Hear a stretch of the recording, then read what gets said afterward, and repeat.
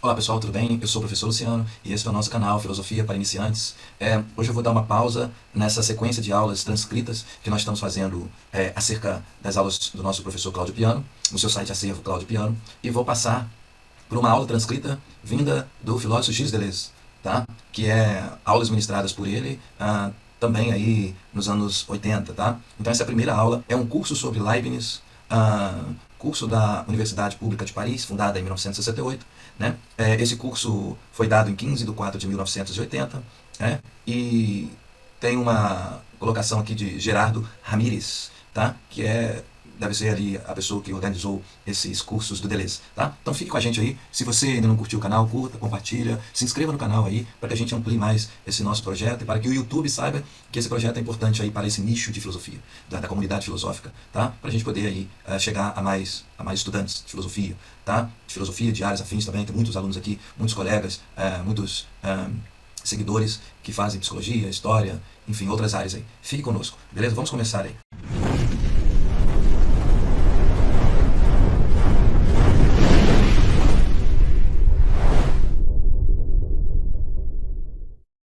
Curso sobre Leibniz. É uma aula específica do Gilles Deleuze. Então Deleuze ele começa assim: vamos agora dedicar um momento a uma série sobre Leibniz. Meu objetivo é bastante simples, é apresentar o autor àqueles que não o conhecem, fazê-los apreciar sua obra e despertar neles o desejo de lê-lo. Para começar, existe um documento de trabalho incomparável sobre Leibniz. Isso vai dizer Deleuze. Trata-se do trabalho de uma vida inteira, de um empreendimento modesto, porém profundo. É a obra de uma senhora, Madame Prenand, que compilou há muito tempo fragmentos selecionados de Leibniz. Fragmentos selecionados costumam ser considerados duvidosos, mas nesse caso encontramos uma obra-prima. É uma obra-prima por uma razão muito simples. Leibniz emprega técnicas de escrita que eram, sem dúvida, bastante comuns na sua época, início do século XVIII. Aqui o Deleuze está sendo um historiador, né? Ele está mostrando aqui a importância de se encontrar escritos sobre um filósofo tão clássico, tão poderoso como o filósofo Leibniz. Mas ele eleva a um nível extraordinário. Certamente, como todos os filósofos, ele produziu livros volumosos, mas quase diretamente poderíamos dizer que esses livros volumosos não são a essência de sua obra. Pois a essência de seu trabalho reside em sua correspondência e em seus breves relatos. Os principais textos de Leibniz costumam ter 4 ou 5 páginas, 10 páginas ou até mesmo o tamanho de cartas. Ele escreveu em quase todos os idiomas e, em certo sentido, é o primeiro grande filósofo alemão. Então, isso aqui é um conhecimento de quem é um historiador da filosofia, de quem ministra a aula de filosofia. A influência de Leibniz foi imediata sobre os filósofos românticos alemães do século XIX e continuou particularmente lá em Nietzsche. Leibniz é um dos filósofos que melhor nos ajuda a compreender, aqui vai começar a aparecer filosofia, a compreender uma possível resposta para esta pergunta. Qual é ela? O que é filosofia? É a pergunta que todo professor de filosofia faz no primeiro dia de aula, no primeiro contato com alunos que nunca tiveram aula de filosofia. O que faz um filósofo? Com que ele se preocupa? Se considerarmos que as definições que busca a verdade ou a sabedoria são insuficientes, então existe alguma atividade filosófica? Gostaria de dizer muito brevemente como reconheço um filósofo por sua atividade. Só podemos comparar atividades em termos do que elas criam e de seu modo de criação. Basta perguntar: o que um carpinteiro cria? O que um músico cria? O que um filósofo cria? Um filósofo, para mim, é alguém que cria conceitos. Essa é a máxima de Deleuze, tá? Isso envolve muitas coisas. Que o conceito seja algo a ser criado, que o conceito seja o resultado final de uma criação. Não vejo possibilidade de definir ciência sem indicar algo que seja criado pela e dentro da ciência. Ora, o que é criado pela e dentro da ciência, não sei bem o que é, não é um conceito em sentido estrito. O conceito de criação tem sido muito mais associado à arte do que à ciência ou à filosofia, isso é mesmo. Então, quando o Deleuze fala que fazer filosofia é criar conceitos, ele não está ligando o conceito ao conceito aristotélico, de termos gerais. Não, ele está mais preocupado com o movimento do conceito, é um plano de imanência do conceito. E isso ele encontra mais nas obras de artes, na filosofia da arte. Então ele vai dizer assim, né? O que um pintor cria? Ele cria linhas de cores. Isso implica que linhas de cores não são dadas, são o resultado final de uma criação, é o conceito. O que é dado, no limite, podemos sempre chamar de fluxo. São os fluxos que são dados e a criação consiste em decompor, recortar, organizar e conectar esses fluxos de modo que uma criação seja concebida ou realizada em torno de certas singularidades, extraídas deles próprios. Um conceito não é inteiramente algo que é dado. Além disso, um conceito não é o mesmo que pensamento. Pode-se muito bem pensar sem conceitos. Né? A gente pode pensar sem conceitos. E mesmo que eles não se dedicam à filosofia, acredito que pensam plenamente, mas não pensam em termos de conceitos. Se aceitarmos a ideia de que um conceito é um resultado final de uma atividade ou de uma criação original, eu diria que um conceito é um sistema de singularidades, extraídos de um fluxo de pensamento. Ora, isso que o Deleuze está falando aqui se encontra lá no seu livro O que é Filosofia, né? Que ele escreve junto com Félix Guattari, não é isso? E o que é filosofia vai falar justamente nisso. O que é um conceito? E vai associar o conceito a um plano de imanência. Eu não sei o que é plano de imanência. professor Luciano? A gente vai descobrir. Fica conosco. Eu diria que um conceito é um sistema de singularidades extraído de um fluxo de pensamento. Um filósofo é alguém que cria conceitos. Isso o torna intelectual? Na minha opinião, não. Para um conceito, como um sistema de singularidades extraídos de um fluxo de pensamento, imagine um fluxo universal do pensamento como uma espécie de monólogo interior. O monólogo interior de todos aqueles que pensam. A filosofia surge com o ato de criar conceitos. Para mim, há tanta criação na criação de um conceito quanto na criação de um grande pintor ou de um grande músico. Podemos também conceber um fluxo acústico contínuo. Ele explica, talvez não seja nada mais do que uma ideia, mas pouco importa se essa ideia é bem fundamentada, que atravessa o mundo e que abrange o silêncio como um tal. O músico é alguém que extrai algo desse fluxo. As notas? As combinações de notas? Não. Como se chamaria um novo som de um músico? Você sente que não se trata simplesmente do sistema de notas. O mesmo acontece com a filosofia, só que não se trata de criar sons, mas conceitos. Não se trata de definir a filosofia como qualquer busca pela verdade, e por uma razão muito simples. A verdade está sempre subordinada ao sistema de conceitos que possui. Qual a importância dos filósofos para os não filósofos? Acontece que os não filósofos fingem não saber ou agem como se não tivessem interesse nisso. E quer queira ou quer não, refletem sobre conceitos que possuem nomes próprios. Reconheça o nome de Kant, não por causa da tua vida, mas por causa de um certo tipo de conceito que ele carrega nas suas assinaturas. Kant, a partir desse ponto, ser discípulo de um filósofo torna-se bastante compreensível. Se você se encontra na posição de afirmar que um determinado filósofo endossou os conceitos de que você precisa, então você será kantiano, leibniziano e assim por diante. Dois grandes filósofos não necessariamente concordam entre si, na medida em que cada um cria um sistema de conceitos que serve como seu ponto de referência. Portanto, se você não pode julgá-los pelo mesmo padrão, você também pode ser apenas um discípulo local. Neste ou naquele ponto que a filosofia decola. Você pode ser discípulo de um filósofo na medida em que sente que tem uma necessidade pessoal desse tipo de conceito. Conceitos são assinaturas espirituais. Grave isso daí, pessoal. Conceitos são assinaturas espirituais. Mas isso não significa que tudo esteja na cabeça de alguém. Já que conceitos também são modos de vida. E não são por escolha ou reflexão. O filósofo não reflete mais, ou melhor, do que o pintor ou o músico. Porque as atividades são definidas por uma atitude criativa, não por uma dimensão reflexiva. Então, o que significa ter necessidade deste ou daquele conceito? De certa forma, digo a mim mesmo, que os conceitos são coisas completamente vivas. São máquinas que realmente têm 4 pernas e se movem. É como uma cor, como com um som. Os conceitos são completamente vivos, tanto que estão intimamente relacionados com aquilo que, no entanto, parece mais distante do conceito, ou seja, o grito. O filósofo não é alguém que canta, de certa forma, ele é alguém que clama. Toda vez que você sente a necessidade de clamar, acho que você não está longe do chamado da filosofia. Ester quer dizer que o conceito seria uma espécie de grito, ou de forma de grito. Trata-se da necessidade de um conceito de ter pelo qual clamar. Devemos encontrar o conceito por trás desse grito. Podemos clamar por 1000 coisas. Imagina alguém gritando. Basta que tudo tenha uma razão. É um grito simples, muito simples. Na minha definição, o conceito é a forma do grito. É a forma do grito. Imediatamente veremos toda uma série de filósofos que dirão, sim, sim. São os filósofos da paixão, os filósofos do pathos, que se distinguem dos filósofos do logos, por exemplo.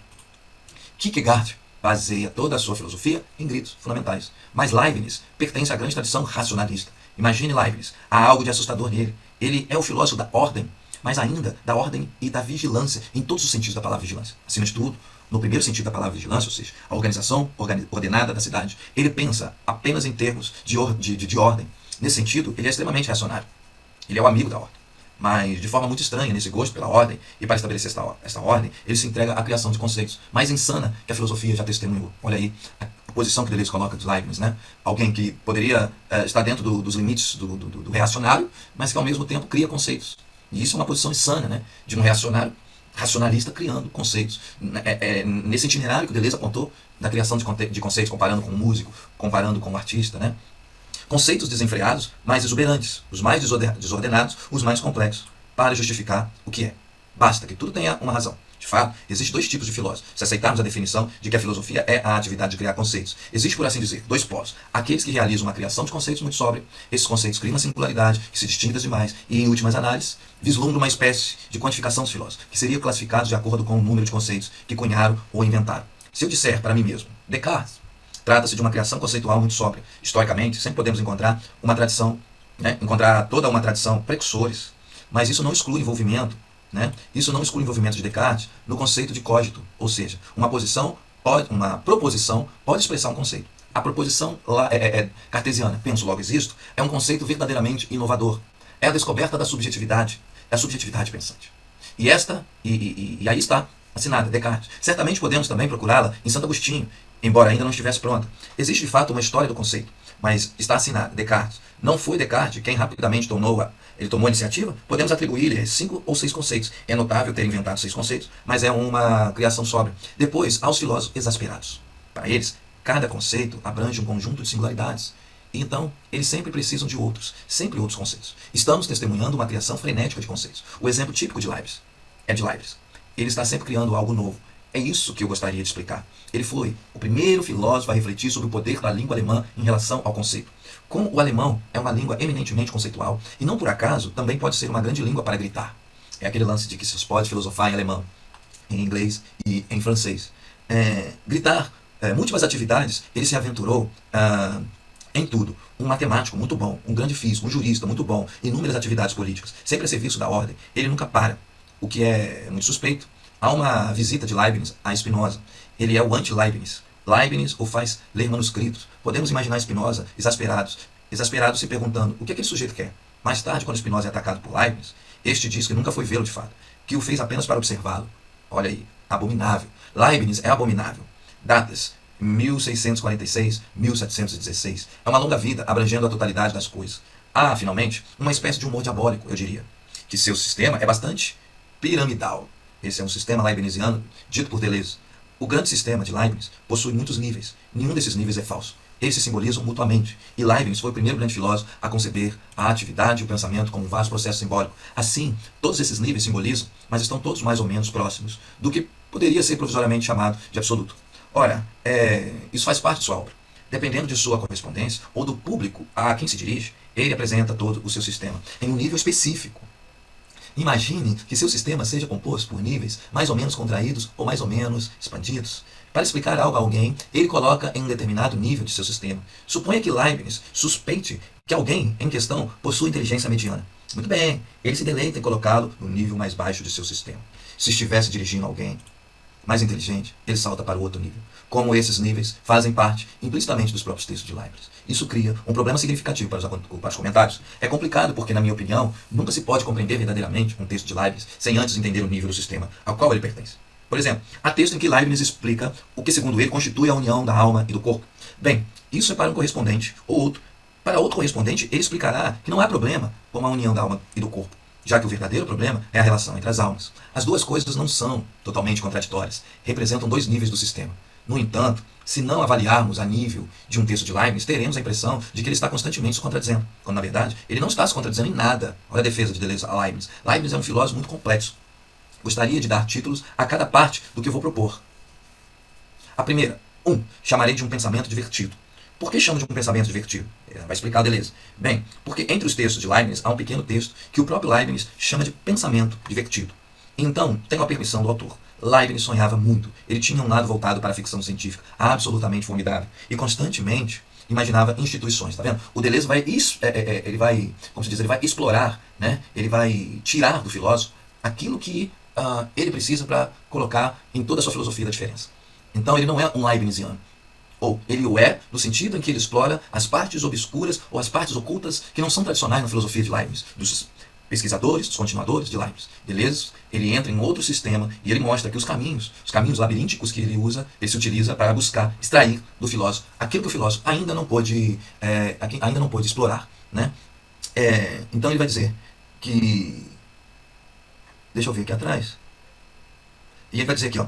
Então ele tem a permissão do autor, Leibniz sonhava muito, ele tinha um lado voltado para a ficção científica, absolutamente formidável, e constantemente ele imaginava instituições. Nesse pequeno texto, um pensamento divertido, ele imaginou uma instituição muito intrigante, que seria a próxima grande novidade. Ele criaria uma academia de jogos. Então essa academia de jogos funciona aqui como instituição. Naquela época também, com Pascal, com outros matemáticos e com o próprio Leibniz, a grande teoria dos jogos e das probabilidades estava sendo desenvolvida.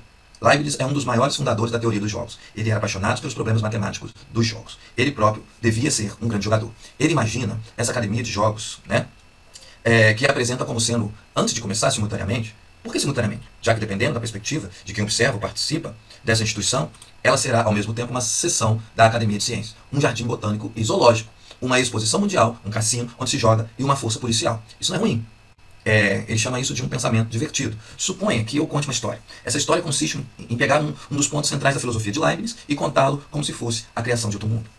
E ali também listo as principais proposições que formarão um pensamento divertido. O fluxo do pensamento, ao longo da história, contém em si um princípio famoso, que possui um caráter muito particular, pois é um dos poucos princípios dos quais se pode ter certeza, e ao mesmo tempo, não se compreende totalmente o que eles nos revelam. Isso é verdade, mas vazio. Esse princípio célebre é o princípio de identidade. É o princípio de identidade. O princípio de identidade tem uma formulação clássica. A é igual a A. Já fizemos essa aula anteriormente, né? Por incrível que pareça, nos afetamos com lives lá na lista de aulas de Deleuze e na lista de aulas transcritas do Cláudio Piano. Isso é certo. Se eu digo azul é azul, ou que Deus é Deus, não estou dizendo que Deus existe. Em certo sentido, isso está correto. Mas será que penso em algo quando eu digo A é A? Ou não estou pensando em nada? Vamos tentar. Da mesma forma, explicar o que esse princípio de identidade implica. Ele se apresenta na forma de uma proposição recíproca. A é A significa sujeito A, verbo ser, atributo ou predicado A. Há uma reciprocidade entre o sujeito e o predicado. Azul é azul, um triângulo é um triângulo. Essas são as proposições vazias e certas. O que é tudo isso? Uma proposição idêntica é aquela em que o atributo ou o predicado é o mesmo que o sujeito e recíproco a ele. Há um segundo caso ligeiramente mais complexo, a saber, que o princípio da identidade pode determinar proposições que não são simplesmente proposições recíprocas. Não há mais simplesmente reciprocidade do predicado com o sujeito e do sujeito com o predicado. Suponha que eu diga, o triângulo tem 3 lados. Isso não é o mesmo que dizer, o triângulo tem 3 ângulos. O triângulo tem 3 ângulos é uma proposição idêntica na medida em que é recíproca. O triângulo tem 3 lados. É um pouco diferente, não é recíproca. Não há identidade entre o sujeito e o predicado. De fato, 3 lados não são o mesmo que 3 ângulos. E, no entanto, há uma necessidade lógica. Esta é uma necessidade lógica, a saber, quando não se pode conceber 3 ângulos compondo a mesma figura, sem que essa figura tenha 3 lados. Não há reciprocidade aí, mas sim inclusão. Bom, é aquele lance que a gente já fez nas aulas anteriores, que o Cláudio Piano explicou muito bem, né? Baseando-se, não sei se o Deleuze vai dizer ainda, segundo Leibniz, que essa proposição de identidade nasce lá na lógica dos megáricos e dos cínicos. Qual é o problema dessa proposição de identidade? O princípio de identidade. Uma coisa só pode ser ela mesma. A cadeira só pode ser cadeira. Isso significa que, no universo, no mundo material, orgânico e natural, a gente não encontra as identidades puras assim. É muito difícil encontrar a identidade pura, porque ao mesmo tempo que a identidade é pura, ela é não pura. Então gerando-se um paradoxo. Ao mesmo tempo que a cadeira não é cadeira. A cadeira é para se sentar, a cadeira é um objeto que se coloca numa sala de aula, a cadeira é um utensílio para criar laços familiares numa reunião entre família. Está entendendo? Então, esses tipos de não seres vai aparecer com Platão. Quando Platão fizer uma crítica feroz ao princípio de identidade, apresentando o seu princípio de alteridade. O ser é e o não ser não é. Acredito que Deleuze esteja se referindo, né, a essa questão do jogo, né, como instituição, uma atividade lúdica como instituição, que ele já disse lá atrás. Ele vai fazer essas relações aqui. Tá? Então vamos lá. De modo semelhante, se eu disser que a matéria e matéria trata-se de uma proposição idêntica, na forma de uma proposição recíproca. O sujeito é idêntico ao predicado. Se eu disser que a matéria é extensa, ainda assim é uma proposição idêntica, visto que não consigo pensar o conceito sem já introduzir nele a extensão. A extensão está na matéria. Não se trata tanto de uma proposição. Não é isso? Recíproca, mas sim de uma extensão, sem nada que a preenche, isto é, sem matéria. É aquele lance que o Kant vai colocar, que há predicados que não acrescentam nada ao sujeito, não é isso? Então, atributos que não modificam o sujeito. Por exemplo, quando eu digo o círculo é redondo, o redondo, ele não acrescenta nada ao sujeito círculo. Ele simplesmente é uma análise, não é isso? Uma análise do círculo, tá? Mas a gente vai chegar lá. Eu estou sem elementos aqui, tá? Eu diria então que as proposições idênticas são de 2 tipos. Proposições recíprocas, nas quais o sujeito e o predicado são únicos e iguais, e proposições de inerência ou inclusão, nas quais o predicado está contido no conceito do sujeito. Aí está mais próximo da questão do Kant, tá? Que o Kant vai ter o conceito de sintético, analítico, e a questão de a posteriori e a priori, tá? Então a gente está se aproximando desse conceito kantiano, embora a gente esteja aqui lendo Deleuze se referindo a Leibniz, tá? Se eu disser, esta folha tem um lado reverso e um lado frontal, bem prosseguimos, eu omito o meu exemplo. A é A. É uma forma vazia. Se eu procurar uma formulação mais interessante, para o princípio da identidade, eu diria a maneira de Leibniz, que o princípio da identidade é enunciado assim: toda proposição analítica é verdadeira. O que significa analítica? Aí, ó, mais elementos kantianos. De acordo com os elementos que acabamos de ver, uma proposição analítica é uma proposição tal que o predicado ou atributo é idêntico ao sujeito. Tá vendo? O círculo é redondo. Por exemplo, um triângulo é um triângulo. Uma proposição recíproca. Consideremos uma proposição de inclusão. Um triângulo tem 3 lados, onde o predicado está contido no sujeito. Isso mesmo. A ponto de, ao conceber o sujeito, o predicado já está lá. Então, quando eu pronuncio o círculo, eu já estou incluindo o atributo redondo, sem precisar dizê-lo. Então, quando eu digo o círculo é redondo, nada mais é de que um pleonasmo, de que um acréscimo, que aqui ele está tentando dizer que é uma jogada vazia, né? É uma proposição vaga. Não acrescenta nada ao sujeito. Então a gente já pressupõe, ali baseado naquilo que a gente já estudou de Kant, que ele está procurando aqui uma proposição com consistência, que não esvazia o sujeito, onde o atributo não esvazia o sujeito. Tá? Bastaria então analisar o sujeito para encontrar o predicado. Aqui, o Leibniz, como pensador original, não se revelou. Letra B. Leibniz aparece, Leibniz surge. Ele surge na forma desse curioso grito. Vou apresentar uma afirmação mais complexa do que é que foi dito até agora. Tudo que foi dito não é filosofia, pré-filosofia. É pré-filosofia. É o alicerce sobre o qual uma filosofia prodigiosa será construída. Leibniz chega e diz, muito bem, o princípio da identidade nos dá um modelo confiável. Por que um modelo confiável? Em sua própria formulação, uma proposição analítica é verdadeira se você atribuir a um sujeito algo que forma uma única coisa, com o sujeito em si, ou que se confunde com ele, ou que já está contido no sujeito. Dessa forma, você corre o risco de ser enganado. Portanto, toda proposição analítica ela é verdadeira. O gênio pré-filosófico de Leibniz consiste em dizer, vejamos o inverso. Aí começa algo absolutamente novo e, no entanto, muito simples. Vale a pena pensar sobre isso. O que significa? Deve ser considerado? Significa que é preciso ter necessidade disso? Bastaria que eu respondesse a algo urgente para essa pessoa. Qual é a recíproca do princípio da identidade em sua complexa afirmação? Toda proposição analítica é verdadeira? A recíproca levanta muitos outros problemas. Leibniz surge e afirma. Toda proposição verdadeira é analítica. Se é verdade que o princípio da identidade nos fornece um modelo de verdade, por que não nos deparamos com a seguinte dificuldade? Ele é verdadeiro, mas não nos leva a pensar em nada. O princípio da identidade será forçado a nos fazer pensar em algo. Será invertido, forçado a retornar. Você me dirá que retornar a A igual a A faz com que A seja A. Sim e também não. Faz com que A seja A na formulação formal, que impede a inversão do princípio. Mas na formulação filosófica, que no entanto retorna ao mesmo ponto, toda proposição analítica é uma proposição verdadeira. Gente, até aqui a gente ainda não saiu dessa proposição da identidade, tá? Porque nas nossas aulas rapidamente a gente pula da proposição da identidade para a proposição de alteridade do Platão, beleza? Se voltarmos ao início, toda proposição verdadeira é analítica, o que significa? Sempre que se formula uma proposição verdadeira, é também necessário, e é aqui que surge o problema, quer queira, quer não, que ela seja analítica, isso é, que seja redutível a uma proposição de atribuição ou predicação, e não apenas redutível a um juízo de predicação ou atribuição. O céu é azul, mas que seja analítica, isto é, que o predicado seja recíproco com o sujeito, ou contido no sujeito. É óbvio, Leibniz recorre a um truque curioso, e não o diz por brincadeira, precisa fazer, mas persiste nesse truque impossível, produzindo, na verdade, conceitos completamente insanos para chegar à tarefa que está prestes a empreender. Se toda proposição analítica é verdadeira, é também necessário que toda proposição verdadeira seja analítica. Tá vendo?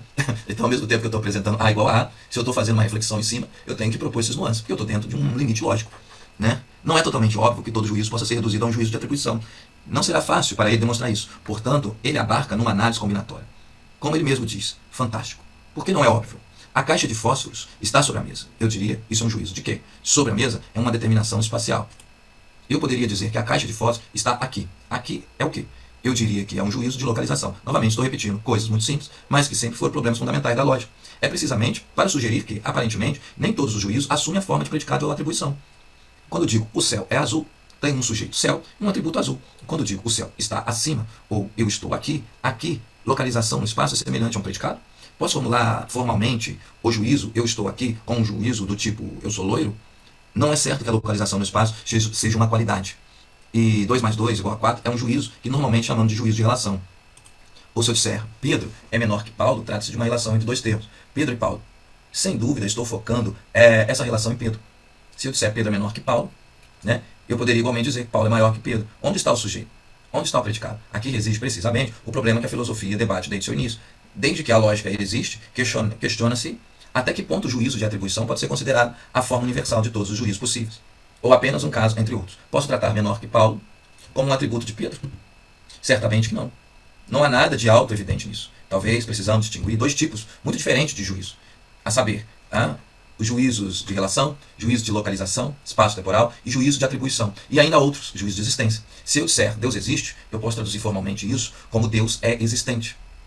Sendo existente um atributo, posso dizer que Deus existe. É um juízo da mesma forma que Deus é onipotente? Certamente que não, pois não posso dizer Deus é onipotente, a não ser acrescentando se ele existe.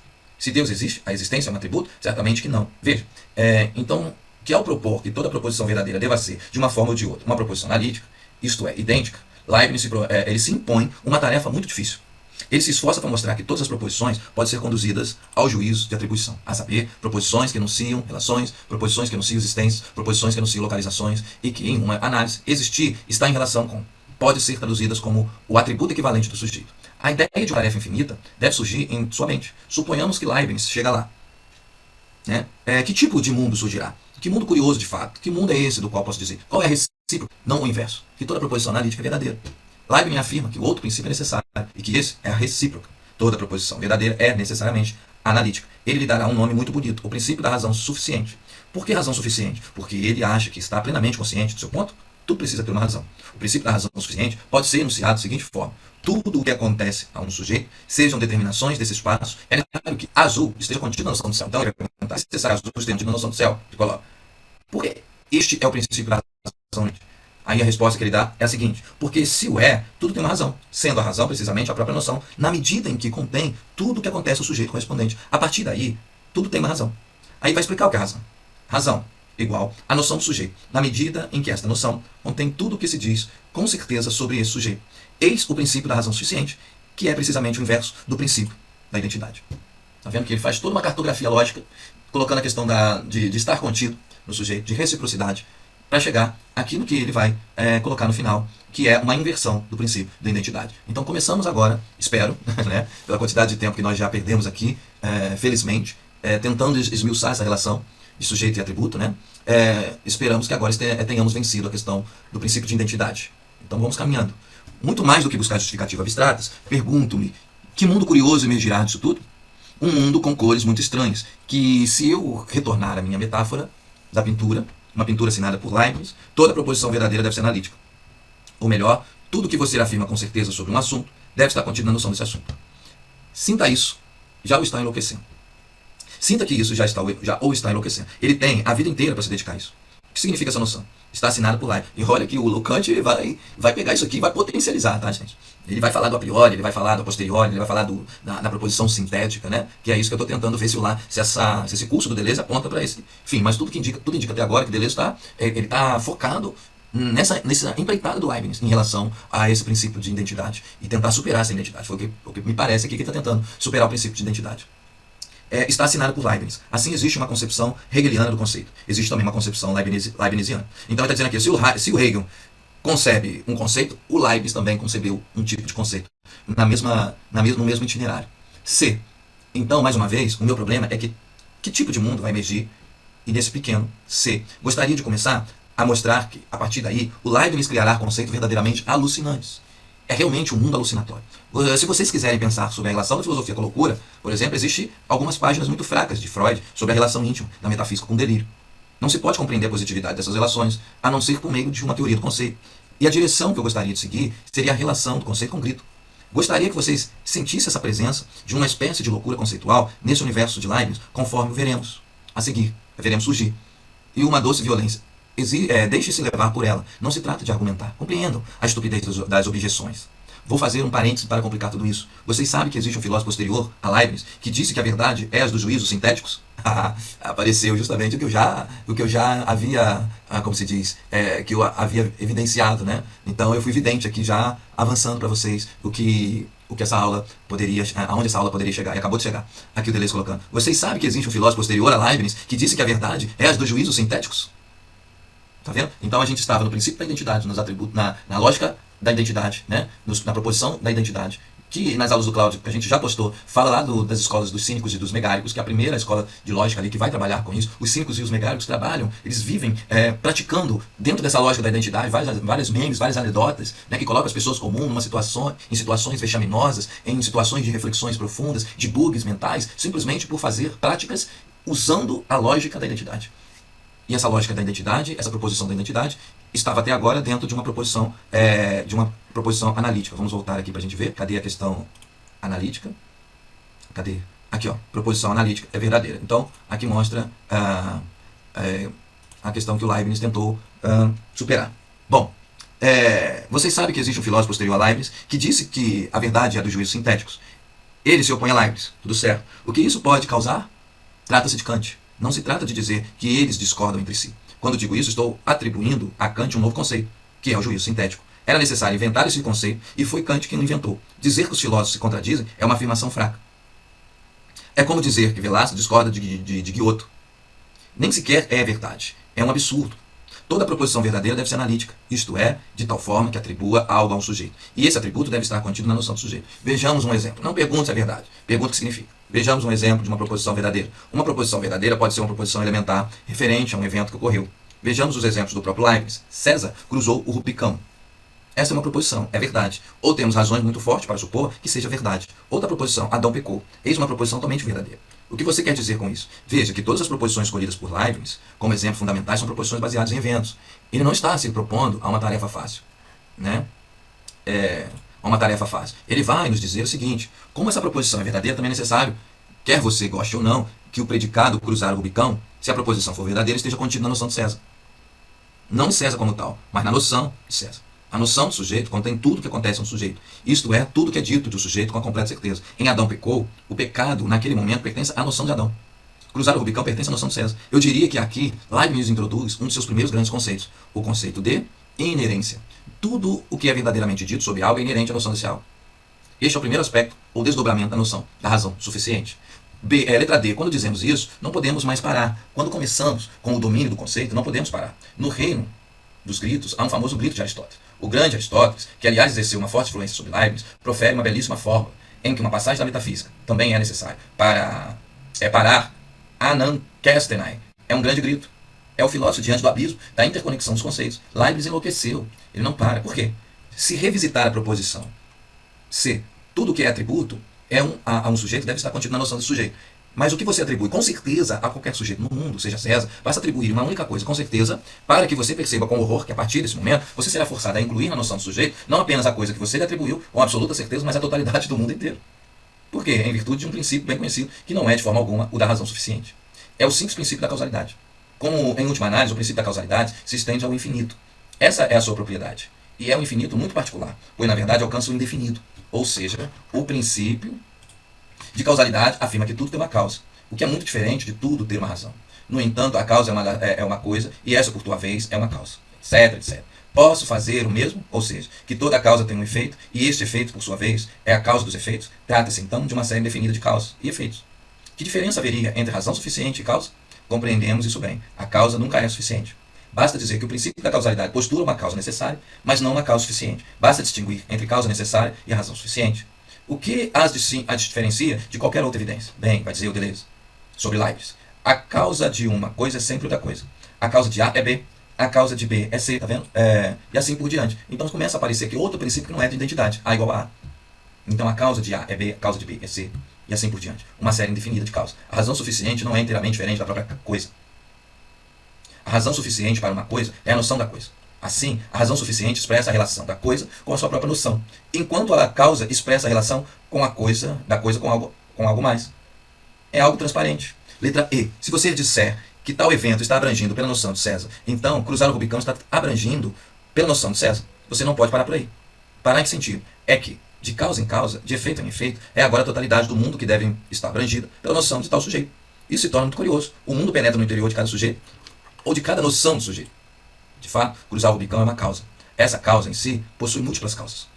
De causa em causa, como causa de uma causa e como causa de uma causa de uma causa. É toda a série do mundo que passa por ali, pelo menos a série antecedente. Gente, lembrando que Deleuze também vai escrever a lógica do sentido para dar conta desse trabalho aqui, tá? Isso é um trabalho praticamente insuportável se você não for da filosofia, né? Isso aqui é filosofia lógica. É das mais pesadas que a gente tem para desenvolver dentro de uma sala de aula. Por isso que eu falei, isso é o curso do Deleuze. Isso aqui não é uma aula de um professor como Cláudio Piano e nem é a minha explicação das aulas de um conceito em cima da aula de Cláudio Piano. Isso é filosofia mesmo, tá? Então eu já faço essa ressalva, porque se você quer seguir conosco, é isso aqui que é filosofia.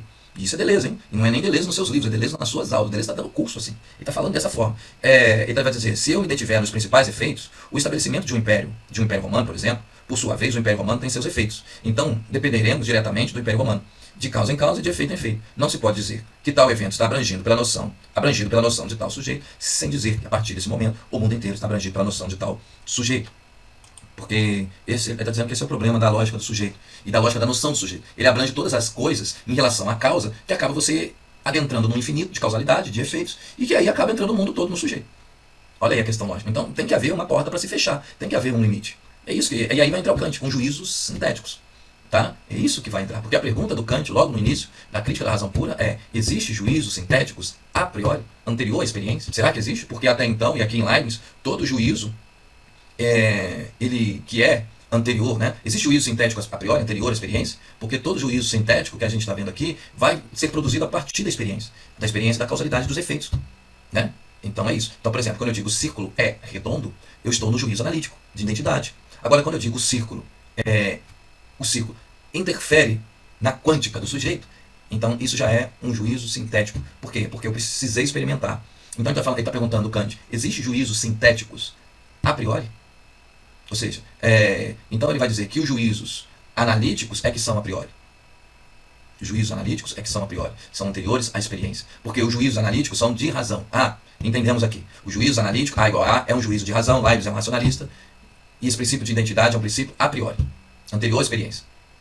E o Kant já está no pós-empirismo, a gente vai criar juízos a posteriori, juízos de experiências, juízos sintéticos. Então, juízos sintéticos sempre se dão na experiência. Eles nascem a partir da experimentação. Ele não vem da razão, ele vem da experimentação, da criação. E está fadado o quê? Está fadado a não ser universal, a não servir para todo mundo.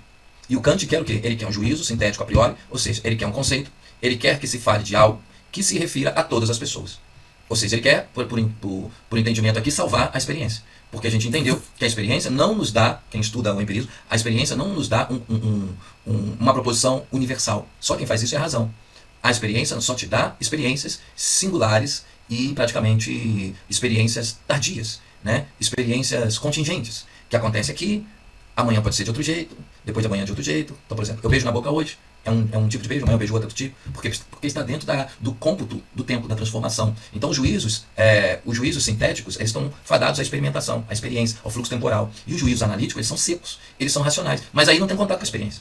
Você não tem como experimentar juízos analíticos. Então, por isso que o Deleuze está falando aqui da alucinação, porque parece que o Leibniz está tentando produzir juízos experimentais, partindo de juízos da inteligência, juízos racionais, partindo dos juízos analíticos.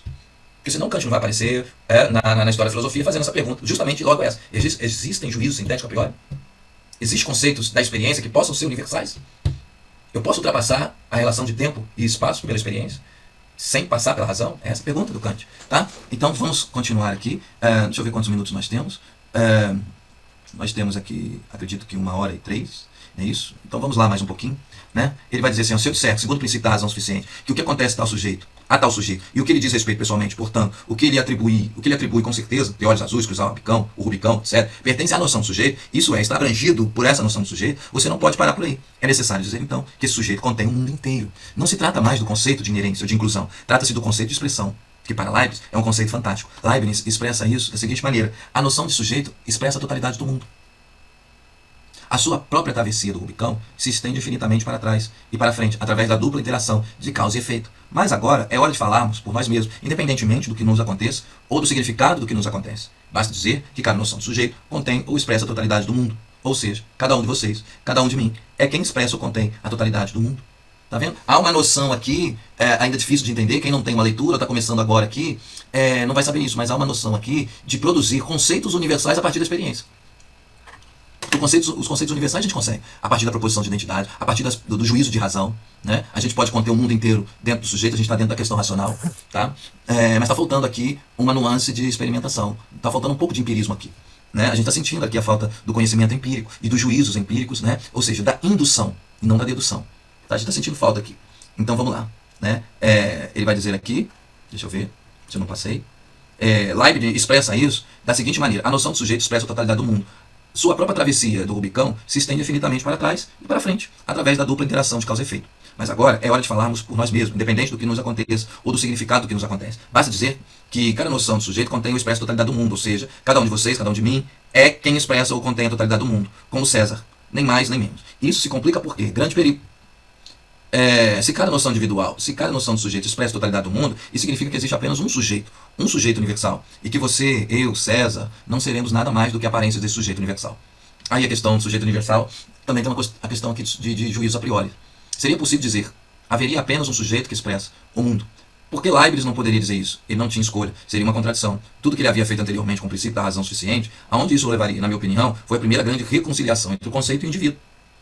Leibniz estava prestes a constituir um conceito do conceito de tal forma que o conceito e o indivíduo finalmente se tornariam adequados um ao outro. Por quê? Que o conceito alcance o indivíduo. O que há de novo nisso? Então é a questão do último sujeito. O Cláudio Piano deu essa aula aqui, a gente já postou, na proposição buscar o último sujeito. Aquele sujeito que não pode ser predicado. Que aí quebra tudo isso aqui que a gente falou. Nesse sentido, o Leibniz ele está partindo da ideia não de último sujeito, mas de sujeito racional, sujeito essencial. Né? E a essência, lembra? A essência para os racionalistas está no atributo racional, o atributo essencial. E esse é que é o problema. Porque esse atributo essencial inclui todo mundo. Por exemplo, Paulo, José, Maria, Antônio, todo mundo entra na classificação essencial de homem. Tá? E isso emperra a filosofia no sentido de você ficar preso na questão da razão. Você não entra na experiência. Você vai querer dar conta do mundo sem passar pela experimentação. Isso é o problema dos racionalistas. É o problema que Kant vai até colocar. Tá? Então Kant teve essa leitura que Deleuze está fazendo a partir de Leibniz. Tá vendo que o Deleuze não é um alucinado aí, como muitos acadêmicozinhos aí de universidades do Rio de Janeiro gostam de colocar. Não. O Deleuze é muito estudado na USP, é muito estudado pelos gaúchos lá no Rio Grande do Sul, né? Pelo Nordeste, pela Minas Gerais, tá? Então só aí no Rio de Janeiro que eles ficam nessa picuinha, né? Sabe-se lá por quê. Mas enfim, deixa a minha crítica aí, né? Isso dentro da filosofia, porque o pessoal de outras áreas lê Deleuze, tá? Então ele vai dizer aqui, ninguém jamais ousaria fazer algo assim. O que é o conceito? Ele tem sido definido pela ordem da generalidade. Há um conceito quando há uma representação que se aplica a muitas coisas. Mas que o conceito e o indivíduo sejam identificados. Nada parecido jamais havia sido feito. Nunca antes uma voz ressoara no reino do pensamento para dizer que o conceito e o indivíduo são a mesma coisa. Sempre se fez uma distinção entre uma ordem do conceito que se referia à generalidade de uma ordem do indivíduo, que se referia à singularidade. Além disso, sempre se considerou evidente que o indivíduo, enquanto tal, não era compreensível por meio de um conceito. Sempre se considerou que um nome próprio não era um conceito. De fato, cachorro é um conceito. Medor não é. Existe uma caninidade de todos os cachorros, como alguns lógicos dizem em linguagem esplêndida, mas não existe uma medoridade de todos os medores. Leibniz foi o primeiro a afirmar que conceitos são nomes próprios, isto é, que conceitos são noções individuais. Existe um conceito do indivíduo enquanto tal, assim percebe-se como Leibniz não pode revisitar a proposição, visto que toda proposição verdadeira é analítica. Portanto, o mundo está contido em um mesmo sujeito, que seria um sujeito universal. Ele não pode, pois seu princípio da razão suficiente implicaria que o que está contido em um sujeito, portanto, o que é verdadeiro, o que é atribuível a um sujeito, está contido em um sujeito como sujeito individual. Assim não pode haver uma espécie de espírito universal. Ele precisa estar fixado na singularidade, no indivíduo enquanto tal. E de fato, essa será uma das maiores originalidades de Leibniz, sua fórmula perpétua, substância, não a distinção que ele faz de substância e sujeito. A substância individual. É a substância César, é a substância tu, a substância eu, etc. Questão urgente no meu pequeno. Já que o caminho está bloqueado pela invocação do Espírito Universal, no qual o mundo estará incluído, todos os filósofos invocarão o Espírito Universal. Há até um pequeno texto de Leibniz titulado Considerações sobre um Espírito Universal, onde ele mostra como existe um Espírito Universal. Deus, mas que isso não impede que as substâncias sejam individuais. Já que cada substância expressa o mundo, ou melhor, cada noção substancial, cada noção de sujeito, já que cada um expressa o mundo, você expressa o mundo o tempo todo. Disse a si mesmo que, na verdade, ele o fez na vida, enquanto a objeção esteve sobre seus ombros o tempo todo. Disse a ele, mas então, liberdade? Se tudo o que acontece a César está contido na noção individual de César, se o mundo inteiro está abrangido pela noção universal de César, então César, ao cruzar o Rubicão, está meramente desenrolando uma curiosa devolver que acompanha constantemente Leibniz, ou explicando o mesmo que acontece com devolver, isto é, literalmente desdobrando, como se estivesse desenrolando uma tapeçaria. É tudo a mesma coisa. Explicar, desdobrar, desenrolar, portanto, cruzar o Rubicão como evento é meramente desenrolar algo que sempre esteve contido na noção de César. Veja que problema real isso representa. César cruzou o Rubicão em tal ano, mas o fato de ele ter cruzado o Rubicão em tal ano sempre esteve contido em sua noção individual. Então, onde está a noção individual? Ela é eterna. Existe uma verdade eterna dos eventos datados. Mas e a liberdade? O mundo inteiro desmorona sobre ela. A liberdade é muito perigosa, sob o regime cristão. Então, Leibniz escreverá um pequeno tratado sobre a liberdade, onde explicará o que é a liberdade. Será algo curioso que a liberdade significa para ele. Mas por hora, deixamos isso de lado. Então, o que distingue o sujeito de outro, por hora, não podemos deixar isso de lado. O nosso linha de raciocínio bloquear. O que distinguirá César de você, já que ambos expressam a totalidade do mundo presente, passado, seja redutível. Esse conceito de Basta que cada sujeito, para cada noção individual, cada noção do sujeito, compreenda a totalidade do mundo, expressa esse mundo total, mas a partir de um certo ponto de vista. E aí começa uma filosofia perspectivista. E isso não é nada, você me dirá. O que há de mais banal do que a expressão? Um ponto de vista. Se fazer filosofia é criar conceitos, o que é criar conceito? Grosso modo, trata-se de formas banais. Cada um dos grandes filósofos tem por fórmulas banais das quais pisca o olho. A piscadela de um filósofo é no extremo. Pegar uma fórmula banal e cair na gargalhada. Você não tem ideia do que o espera. Fazer uma teoria do ponto de vista, o que isso implica? Poderia ser feito a qualquer momento? Foi por acaso que Leibniz formulou a primeira grande teoria naquele momento? O exato momento em que Leibniz criava um capítulo particularmente frutífero da geometria, a geometria chamada geometria projetiva, seria a mera coincidência que isso correspondesse no início de uma era em que todos os tipos de técnicas de perspectiva estavam sendo desenvolvidas tanto na arquitetura quanto na pintura? Lembremos desses dois domínios que simbolizam tudo isso. A arquitetura-pintura e a perspectiva na pintura, por um lado, e a geometria projetiva de outro. Compreendemos aonde Leibniz quer chegar com isso. Ele afirma que cada noção individual expressa a totalidade do mundo, Sim, mas a partir de um certo ponto de vista. O que isso significa? Enquanto não se tratar de algo banal, pré-filosófico, não há como entendê-lo. Aqui, como ali, o objetivo é mostrar o que constitui a noção individual em si e um ponto de vista. E que, portanto, o ponto de vista é mais profundo do que aquele que ocupa. Para ele, também será necessário que haja no âmago de cada noção individual um ponto de vista que se defina. Se quiser, o assunto é secundário em relação ao ponto de vista. E dizer isso vai ser irrelevante. Não tem referência alguma. Funda-se uma filosofia que encontrará seu nome em outro filósofo, que estende a mão a Leibniz, através dos séculos, a saber, Nietzsche. Nietzsche dirá: minha filosofia é o perspectivismo. O perspectivismo, como sabemos, torna-se idiota ou lamentavelmente banal se consistir em dizer que tudo é relativo ao sujeito. Ou que tudo é relativo. Todos dizem isso. Faz parte do tipo de proposições que não prejudicam ninguém, pois são sem sentido. Mas é isso que se faz uma conversa. Enquanto eu tomar a fórmula tudo depende do sujeito, como significante, isso não significa nada. Estive falando, como se diz, o que me faz ser quem eu sou? Eu é um ponto de vista sobre o mundo. Leibniz não poderá parar por aí. Ele chegará a uma teoria do ponto de vista tal que o sujeito é constituído pelo ponto de vista, e não o ponto de vista constituído pelo sujeito. Quando, em pleno século XIX, Henry James renovava as técnicas do romance, com o perspectivismo, com a mobilização de ponto de vista, não são os pontos de vista que são explicados pelo sujeito, mas sim o contrário. Ou seja, o sujeito é explicado pelos pontos de vista. São os sujeitos que são explicados pelos pontos de vista. Uma análise dos pontos de vista como razão suficiente para os sujeitos. Eis a razão suficiente para o sujeito. A noção individual é o ponto de vista a partir do qual o indivíduo expressa o mundo. É belo, até poético. James possui técnica suficiente para garantir que não haja sujeito. Um sujeito torna-se tal, e tal sujeito conforme determinado por um ponto de vista particular. É o ponto de vista que explica o sujeito, e não o contrário. Leibniz afirma que toda substância individual é como um mundo completo e como um espelho de Deus, ou também de todo o universo que expressa. Cada um a sua maneira. De certa forma, a mesma cidade é representada de diversas maneiras de acordo com as diferentes situações do observador. Dessa forma, o universo é como um universo múltiplo, tantas vezes quantas forem as substâncias, e a glória de Deus é igualmente redobrada por tantas representações diferentes de sua natureza particular. Fala-se dela como um cardeal. Podemos até dizer que toda substância, de alguma forma, carrega caráter de sabedoria infinita e onipotência de Deus, limitada tanto quanto suscetível ao ser. No ponto, letra E, afirmo que o novo conceito de ponto de vista é mais profundo do que o de indivíduo e substância individual. O ponto de vista será o que define a essência individual. Basta acreditar que cada noção individual corresponde a um ponto de vista, mas isso se complica, pois esse ponto de vista seria válido do nascimento à morte do indivíduo. O que nos definiria seria um certo ponto de vista sobre o mundo. Eu estava dizendo que Nietzsche se deparou com essa ideia. Ele não gostou muito, mas o que tirou dela? A teoria do ponto de vista é uma ideia renascentista. O cardeal Cusa, ou talvez Nicolau de Cusa, um grande filósofo renascentista, mencionou a mudança de retrato dependendo do ponto de vista. Desde a época do fascismo italiano, um retrato muito curioso era visto em quase todos os lugares. De frente representava Mussolini, da direita seu genro, e se colocando à esquerda o rei. A análise de pontos de vista na matemática foi Leibniz que também fez progressos consideráveis nessa área da matemática sob o nome de análise citos. Está claramente ligada à geometria projetiva. Há uma espécie de essencialidade, uma objetividade do sujeito, e a objetividade é o ponto de vista. Especificamente, o que significa que cada pessoa expressa o mundo a partir do seu próprio ponto de vista. Leibniz não se esquiva dos conceitos mais estranhos. Eu nem conseguiria dizer a partir de seu próprio ponto de vista. Se eu dissesse do seu próprio ponto de vista, estaria tornando o ponto de vista do sujeito dependente de antemão. No entanto, é o oposto. Mas o que determina esse ponto de vista? Leibniz, entenda, cada um de nós expressa a totalidade do mundo. Só que o expressa de forma obscura e confusa. Obscura e confusa. O que significa no vocabulário de Leibniz? Significa que ele faz com a totalidade do mundo. O que ele faz com a totalidade do mundo? Mas na forma de percepções minúsculas. Percepções minúsculas. Será, por acaso, que Leibniz foi um dos inventores do cálculo diferencial? Essas são as percepções infinitamente pequenas. Em outras palavras, percepções inconscientes. Eu expresso o mundo inteiro, mas de forma obscura, confusa, algo como um grito. Então aqui o Deleuze começa a mostrar aquilo que ele deixou lá no início, a questão do grito. Então o grito está aqui dentro do inconsciente, dentro da parte obscura, dentro da pré-filosofia, tá? Ou uma tentativa de criar uma filosofia do sintetismo, né, dos juízos sintéticos. Mas enfim, é sempre esse nuance de sair da identidade racional. Mais tarde veremos porque isso está ligado ao cálculo diferencial. Mas entenda que as percepções minúsculas ou inconscientes são como os diferenciais da consciência. São percepções sem consciência. Para a percepção consciente, Leibniz usa outra palavra, a percepção. A percepção ou percepção é a percepção consciente. E a percepção limitada é a diferença entre a consciência plena e a consciência plena. Todos os indivíduos expressam a totalidade do mundo de forma obscura e confusa.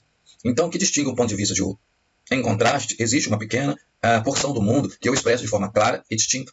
E cada sujeito, cada indivíduo, possui a sua própria pequena porção. Em que sentido? No sentido preciso de que essa porção do mundo, que eu expresso de forma clara e distinta, também é expressa por todos os outros sujeitos, mas de forma confusa, obscura.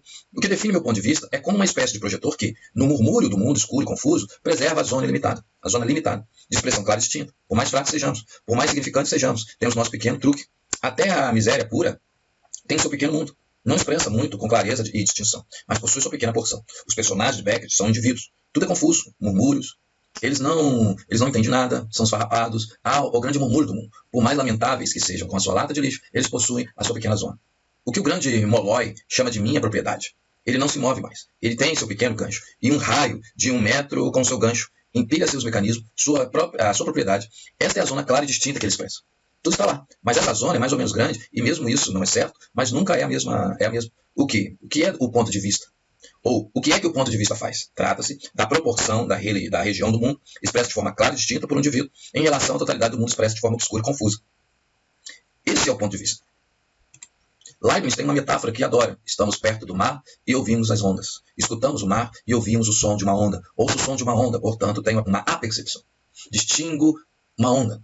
Ou seja, diferencia uma onda. E Leibniz diz, você não ouvirá a onda se não tiver uma pequena percepção inconsciente do som de cada gota d'água ao deslizar sobre a outra e que constitui o objeto dessas pequenas percepções. Ao murmúrio de todas as gotas d'água e você tem a sua pequena zona de clareza. Você capta de forma clara e distinta um resultado parcial dessa infinidade de gotas, desse murmúrio infinito e produz seu pequeno mundo interior, suas pequenas propriedades.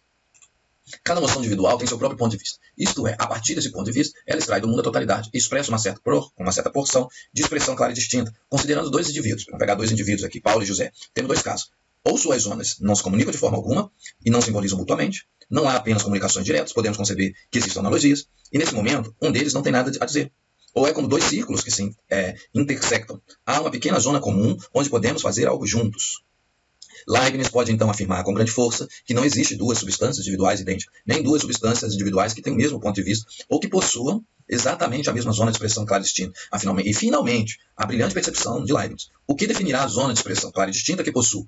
Expresso a totalidade do mundo, mas expresso claro e distintamente. Apenas uma porção reduzida, uma porção finita. O que expresso claro e distintamente, diz-nos Leibniz, é o que o meu corpo extraiu. Esta é a primeira vez que essa noção de corpo entra em jogo. Veremos o que esse corpo significa, pois o que expresso com clareza e distinção é o que afeta o meu corpo. Portanto, não expresso necessariamente com clareza e distinção a travessia do Rubicão. Isso diz respeito ao corpo de César. Há algo que diz respeito ao meu corpo que somente eu expresso com clareza e distinção. Lá no âmago desse murmúrio que permeia todo o universo. Letra F. Nessa história da cidade, há uma dificuldade.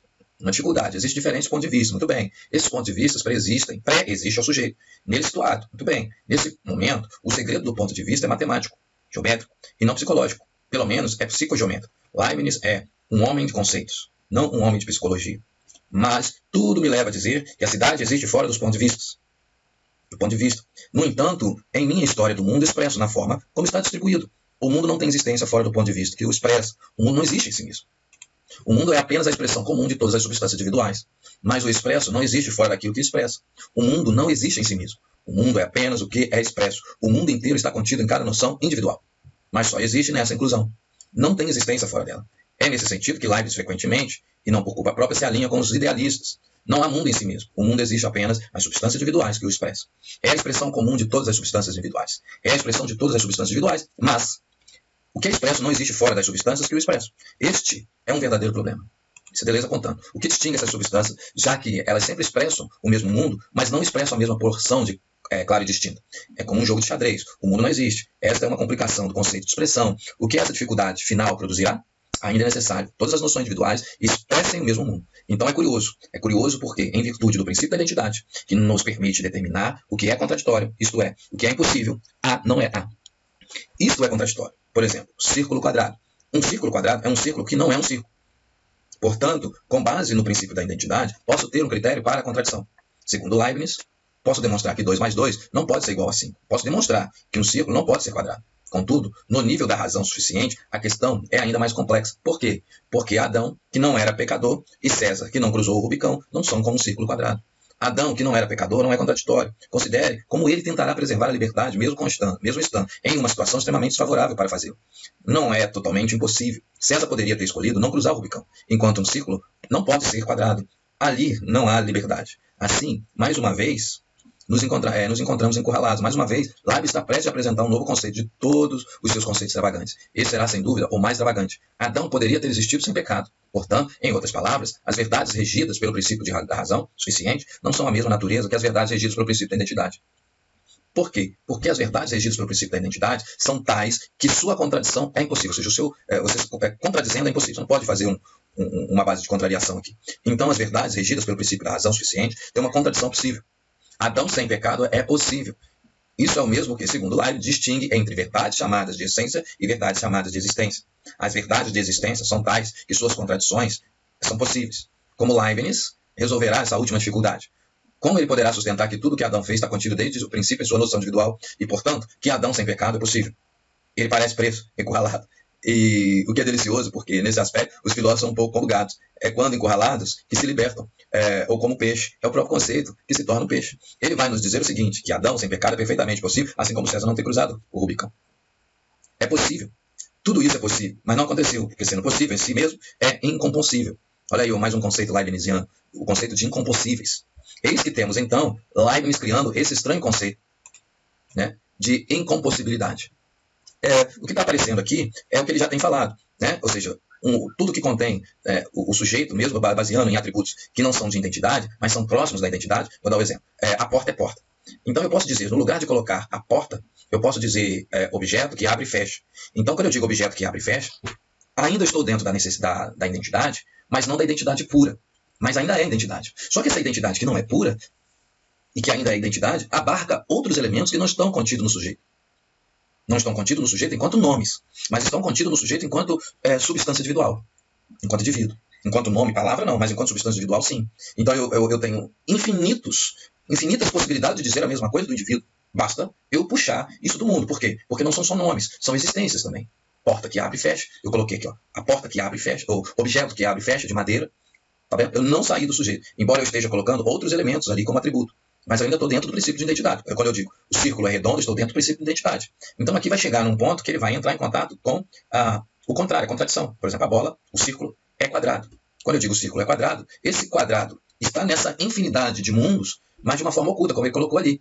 Então vai chegar a um ponto que o Leibniz vai ter que ser obrigado a criar esse conceito de ou seja, incompossibilidade. Ou seja, de algo que está junto numa negação.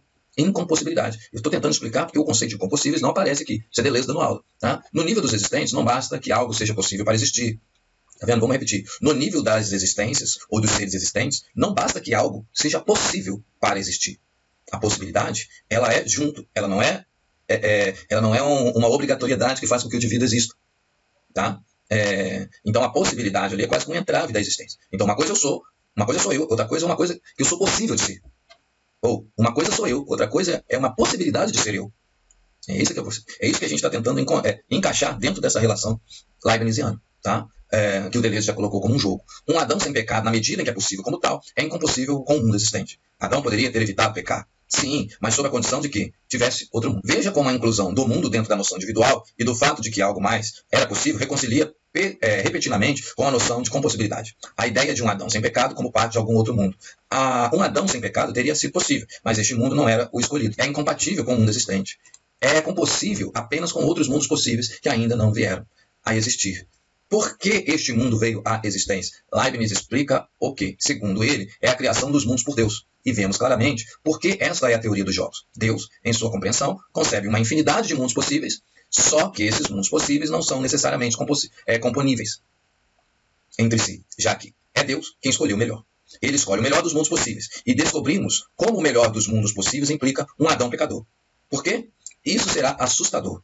O que é interessante, logicamente falando, é a criação de um conceito de compossibilidade para designar uma esfera lógica mais restrita do que a possibilidade lógica. Para que algo exista, não basta que seja possível. É necessário também que esse algo seja componível com outros que constituem o mundo real.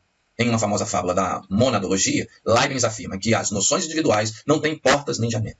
Isto chega ao ponto de corrigir a metáfora da cidade. Leibniz afirma que as noções individuais não têm portas nem janelas. Isso chega ao ponto de que corrigir a metáfora da cidade. O Deleuze vai pegar esse estudo e vai produzir o seu livro Leibniz e o Barroco, ou A Dobra, né? O livro chamado A Dobra vai trazer todas essas questões que Deleuze já parte aqui do finalzinho, né? Pelo menos nos primeiros capítulos do livro ele vai falar ali das casas barrocas, né? E vai falar dessas casas que não tem nem portas, nem janelas, não tem abertura para o infinito, tem ou não aberturas, né? O andar de cima, o andar de baixo, tá? E ele vai fazer essa mesma reflexão que ele está fazendo aqui, só que aqui está mais duro porque aqui é lógica, tá? E olha que é uma única lógica, a lógica da identidade. Isso em Leibniz, né? Até agora não apareceu o princípio de alteridade do Platão aqui. Podia ter mencionado para ver se a gente entenderia um pouco mais, desse uma suavizada a mais nessa aula duríssima que o Deleuze está dando aqui. Sem portas ou janelas, isso significa que não há mais abertura. Por quê? Porque já não existe um exterior. O mundo expresso pelas noções individuais é interno. Está contido dentro das próprias noções individuais. As noções individuais não têm portas nem janelas. Tudo está contido dentro de cada uma. E ainda assim, existe um mundo comum a todas as noções individuais. Bom, repito, depois dessa aula, pessoal, vocês podem ler tranquilamente o livro do Deleuze, A Dobra, que ele faz uma composição do Leibniz e da escola literária, da escola artística do chamado Barroco, tá? Que é um momento de uma época de arte. Vamos lá. Assim existe um mundo comum a todas as noções individuais, pois o que cada noção individual inclui é saber a totalidade do mundo, né? Ela o inclui necessariamente de uma forma em que o que expressa é compatível com as outras, com o que as outras expressam. Maravilhoso.